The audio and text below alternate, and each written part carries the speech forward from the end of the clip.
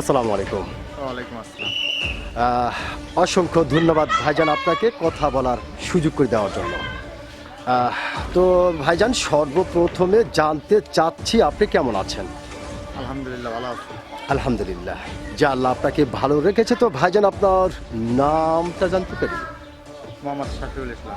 মোহাম্মদ শাফিউল ইসলাম, সুন্দর একটি নাম আপনার, অত্যন্ত চমৎকার একটি নাম আপনার। এবং আপনার নাম শুনে এবং আপনাকে সামনাসামনি দেখে যেটা বোঝা যাচ্ছে আপনি অত্যন্ত একজন সাহসী মানুষ, এটা কিন্তু আপনাকে দেখেই বোঝা যাচ্ছে। তো ভাইজান, যেহেতু আপনি বাংলাদেশের একজন সাহসী মানুষ, সেই ক্ষেত্রে আপনার কাছ থেকে এই বিষয়টি জানতে চাচ্ছে যে আমাদের বাংলাদেশের সাবেক প্রধানমন্ত্রী শেখ হাসিনা, তিনি বর্তমানে বাংলাদেশের মাটিতে নেই, তিনি এখন ভারতের মাটিতে অবস্থান করতেছেন। তো এই বিষয়কে কেন্দ্র করে বাংলাদেশের বিভিন্ন ধরনের মানুষ বিভিন্ন ধরনের কথা বলছে।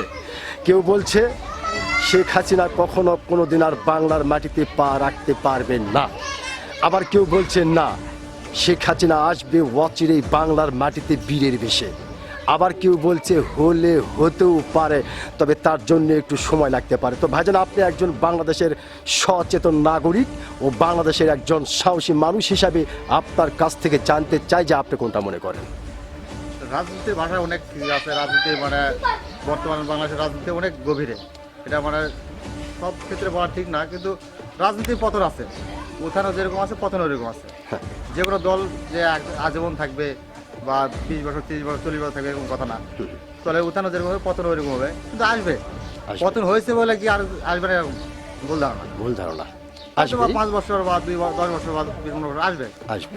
সকল দলের পতন আছে। হ্যাঁ, ঠিক আছে, এটা বিএনপি হোক, জামাত হোক, আওয়ামী লীগ হোক, সকল দল যেরকম উঠবে ওরকম পতন হবে। পতন।